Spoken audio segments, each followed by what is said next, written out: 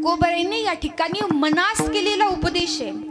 आपण जर पाहिलं तर तुकोबारायांचे बरेच असे अभंग आहेत की ज्या ठिकाणी तुकोबारायांनी जनास उपदेश केलेला आहे. पण त्याच्यापेक्षा सुद्धा जास्त अभंग आपल्याला असे बघायला मिळतात की तुकोबारे त्या ठिकाणी मनास उपदेश करतात.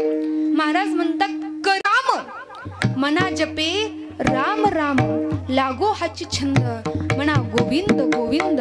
तू का म्हणे म्हणा मज भीक द्यावी दिना लागो हाची छंद म्हणा गोविंद गोविंद. आपण जर पाहिलं तर माणसाच्या शरीरावरती 3.5 कोटी छिद्र आहेत. किती? 3.5 कोटी. त्याचं कारण आहे माणसाच्या अंगावरती 3.5 कोटी केस आहेत. विश्वास नसेल तर मोजून बघा. त्याच्यामुळे 3.5 कोटी छिद्र आहेत. त्यातील 9 छिद्र मोठी आहेत आणि 2 छिद्राद्वारे आपण भगवान परमात्म्याची प्राप्ती करून घेऊ शकतो. तू का म्हणे जीवा श्रवणाच्या द्वारे आणि माप भराबरे शिगेवरी. एकतर देव गायनानं प्राप्त होतो किंवा श्रवणानं प्राप्त होतो. विठ्ठल विठ्ठल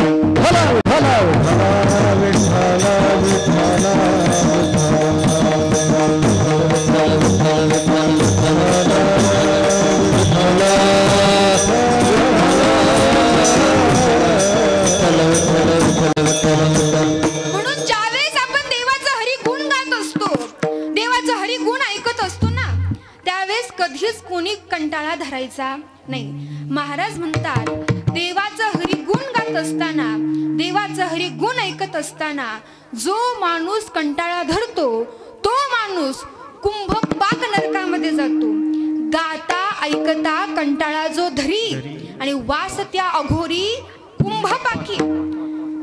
लोक महाराजांकडे आली आणि महाराजांना म्हटले, महाराज आम्हाला नाही गाता येत, आम्हाला नाही स्वराचं ज्ञान, आम्हाला नाही तालाचं ज्ञान, नाही आम्ही चालीचे, आम्ही काय करावं, आम्हाला काहीच कळत नाही. महाराज म्हटले जरी तुम्हाला गाता येत नसेल ना, गाता येईल तेनेची गावे ये रे हरी हरी म्हणावे किंवा माझ्या बोबडिया बोला, जसं येईल तसं गावा. मग लोक म्हटले महाराज आम्हाला ताल कळत नाही, आम्हाला स्वर कळत नाही, आम्हाला गाता येत नाही. मग जेवढं गाणाऱ्याला पुण्य आहे तेवढं ऐकणाऱ्याला पुण्य आहे का?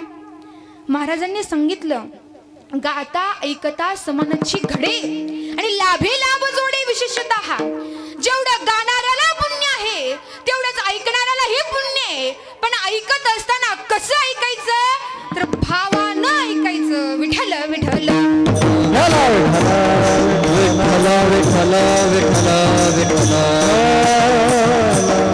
महाराज वर्णन करतात बाप रखुमा देवीवर विठ्ठल आम्हा गीती गाता रे. देव आम्हाला सापडला जे श्रवणाने, जे श्रुतीलाही सापडलं नाही. तुका म्हणे नाही श्रुती आतुडली आणि आम्हा सापडली गीती गाता. महाराज म्हणतात आम्हाला भगवान परमात्मा सापडला तर कशाने तर गायनाने सापडला. आता महाराज गायनामध्ये एवढी शक्ती आहे, गायनाचे रंगी आणि शक्ती अद्भुत हे अंगी. गायनामध्ये एवढी शक्ती आहे, अकबराकडे तानसेन नावाचा गायक होता. तो दररोज अकबराकरिता गायन करत होता. मग अकबरानं सांगितलं तानसेन तू एवढं सुंदर गायन करतोस, मला तुझ्या गुरूंना भेटायचे. तानसेनने सांगितलं माझे गुरु इथं नाहीत, माझे गुरु जंगलामध्ये असतात. काही हरकत नाही म्हटले, जंगलामध्ये यायला तयार आहे.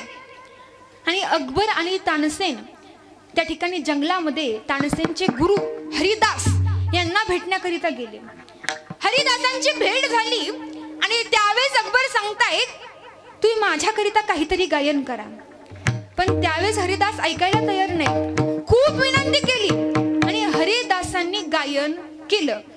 आणि पुन्हा घरी माघारी परतत असताना अकबर तानसेनला सांगतोय तानसेन आजपर्यंत मी तुझंही गायन ऐकलं आणि तुझ्या गुरूंचंही गायन ऐकतोय, परंतु तुझ्या गायनापेक्षा तुझ्या गुरूंच्या गायनामध्ये मला खूप सारा गोडवा वाटला.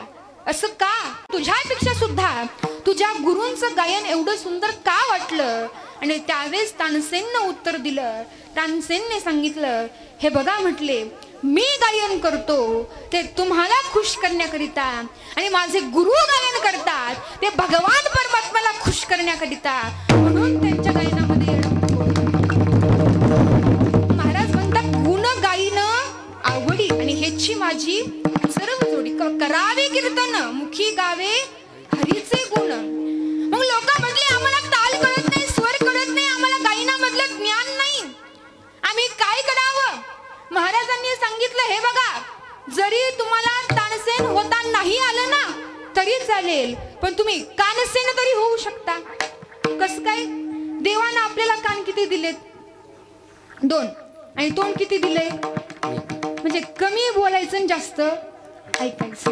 म्हणून एक गोष्ट लक्षात ठेवा, नवविधा भक्तीमध्ये सुद्धा पहिली भक्ती सांगितले श्रवणम, म्हणून श्रवण केलं पाहिजे.